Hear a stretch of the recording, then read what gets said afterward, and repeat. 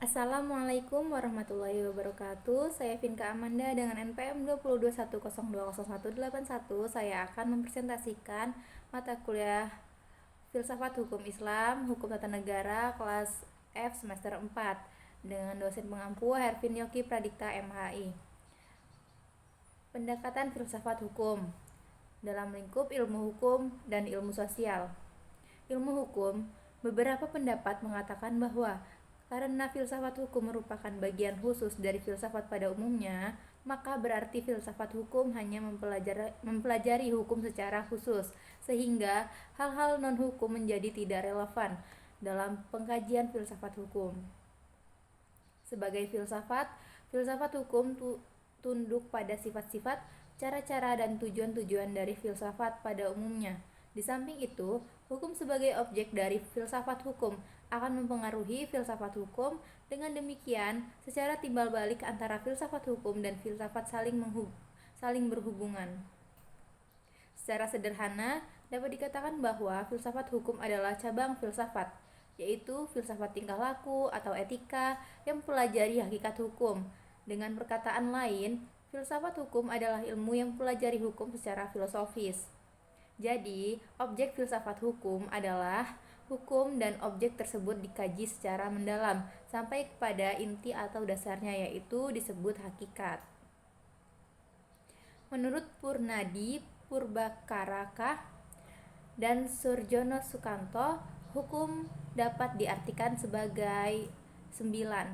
Yang pertama, ilmu pengetahuan, yakni pengetahuan yang tersusun secara sistematis atas dasar kekuatan pemikiran. Yang kedua, disiplin, yakni suatu sistem ajaran tentang kenyataan atau gejala-gejala yang dihadapi. Yang ketiga, norma, yakni pedoman atau patokan sikap tindak perilakuan yang pantas atau diharapkan.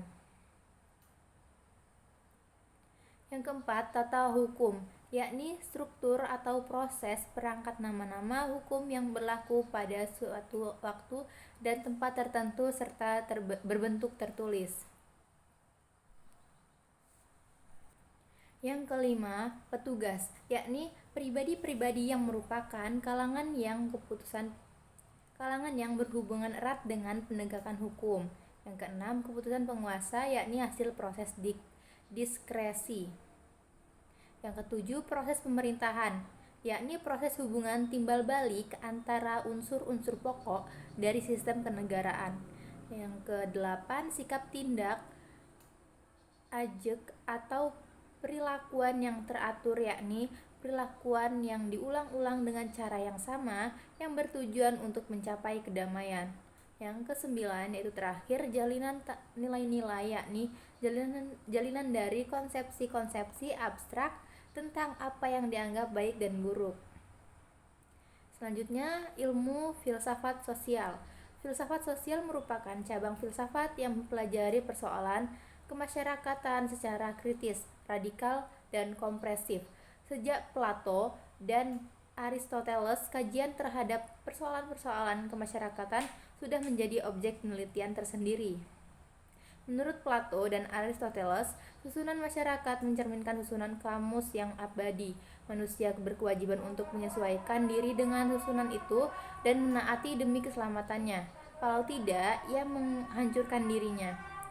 Pada abad pertengahan, masyarakat Eropa masih memerhatikan pada pola dasar yang sama, hanya sekedar mengoreksi terhadap paham Plato dan Aristoteles.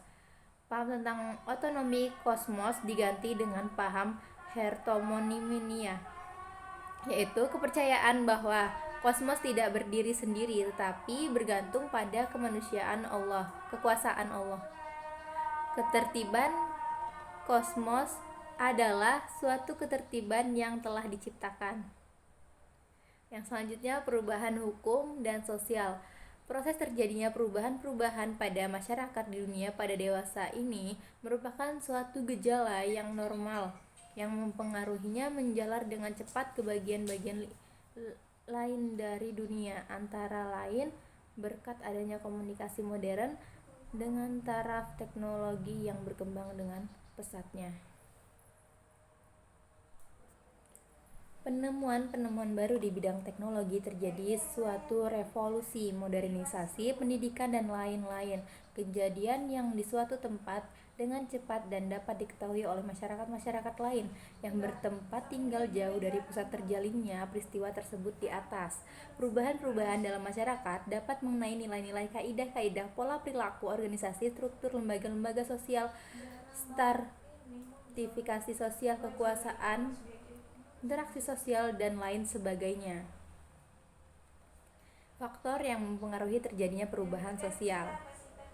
Pada umumnya dapat dikatakan bahwa sebab-sebab terjadinya perubahan-perubahan sosial dapat bersumber pada masyarakat itu sendiri dan yang letaknya di luar masyarakat tersebut, yaitu yang datangnya sebagai pengaruh dari masyarakat lain atau dari alam sekelilingnya. Sebab-sebab yang bersumber dari masyarakat itu sendiri adalah antara lain bertambah atau berkurangnya penduduk, penemuan-penemuan baru, pertentangan, dan terjadinya revolusi. Suatu perubahan sosial dapat bersumber pada sebab-sebab yang berasal dari luar masyarakat tersebut. Misalnya, sebab-sebab yang berasal dari lingkungan alam, peperangan, pengaruh kebudayaan masyarakat lain, dan sebagainya. Sekian dan terima kasih. Bila ada kata saya mohon maaf. Allahumma fiqil al-qamitoriq. Wassalamualaikum warahmatullahi wabarakatuh.